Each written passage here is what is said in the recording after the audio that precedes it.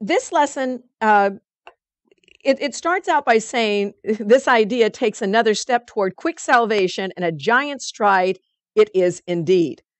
So what it's telling us is, and then it goes on to say, so great the distance is that it encompasses, it sets you down just short of heaven with the goal in sight and obstacles behind you. And you might say, well, I don't understand how that is possible, that just placing the future in the loving hands of God could do that. But it says quickly in here that once you place the future in his hands, you've placed the past and the present as well.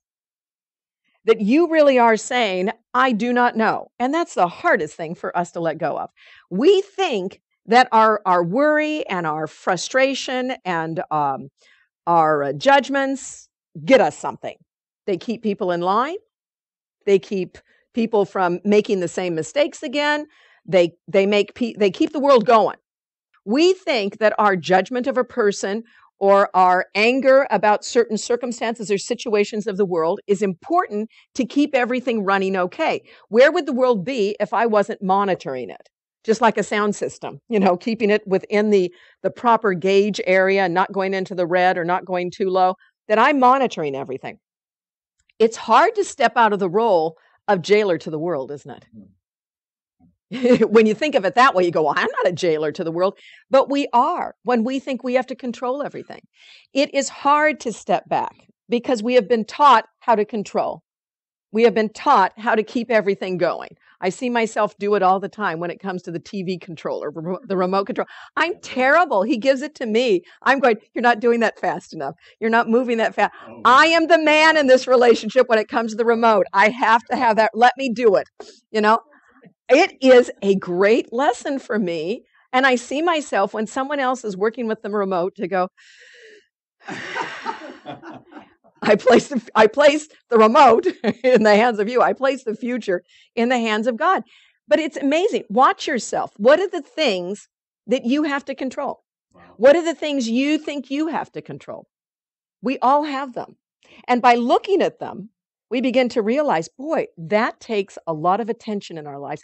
That is costing us the awareness of heaven. So that little remote, so it's a good lesson for us. It says, we'll just read this quickly because this first paragraph is just the pretty stuff. The pretty stuff with what the ugly stuff is. It says, your foot has reached the lawns of welcome that welcome you to heaven. To heaven's gate, the quiet place of peace where you wait with certainty the final step of God. How far are we progressing now from earth? ! How close are we approaching to our goal? How short the journey still to be pursued. Isn't this wonderful? It tells you, look how you are doing. Good. And then it says, accept today's idea, because if you don't, you've got all this stuff, because you've got anxiety, you've got the pits of hell, and you've got the blackness of depression, thoughts of sin and devastation brought about by guilt. Now, we all know most of us live in those things. What it's saying is, if you can accept this idea, you can move past this anxiety, the pits of hell, the blackness of depression, the thoughts of sin and the devastation brought about by guilt. And guilt is the biggie in the course.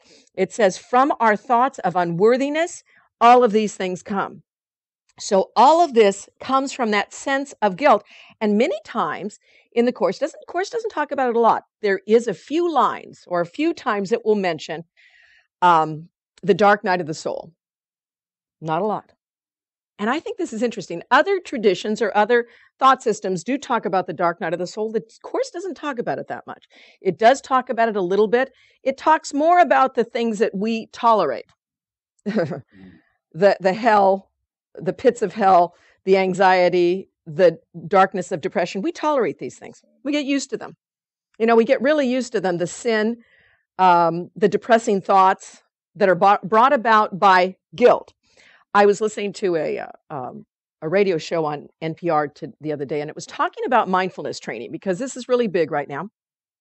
First of the year, everybody's into mindfulness. We're all talking about it because we want, just like dieting, it is the new diet. We're dieting from all this superfluous thinking, and it's good. There's nothing wrong with mindfulness training, but most mindfulness training has nothing, is devout, of any spirituality to it. And that's good, because it doesn't want to be involved in any sort of religion or maybe spiritual stigma that might come from just the word God. So it really is just about watching your thoughts. But they say a lot of people have pits of darkness coming from mindfulness training because they open themselves up to this and there's nothing there. There's nothing to replace it with. And so they go down and they say, you really need a good therapist. You need a good teacher to kind of talk you through it. To me, it's all of this. When we are left to our own demise, we feel this intense guilt that becomes real to us, unless, from the Course's perspective, we've replaced it with something else. The Course is constantly telling us it's not about you just getting rid of everything. It is about you getting rid of the illusion, which isn't there anyway, but it's about you replacing it with the truth, which is always there anyway.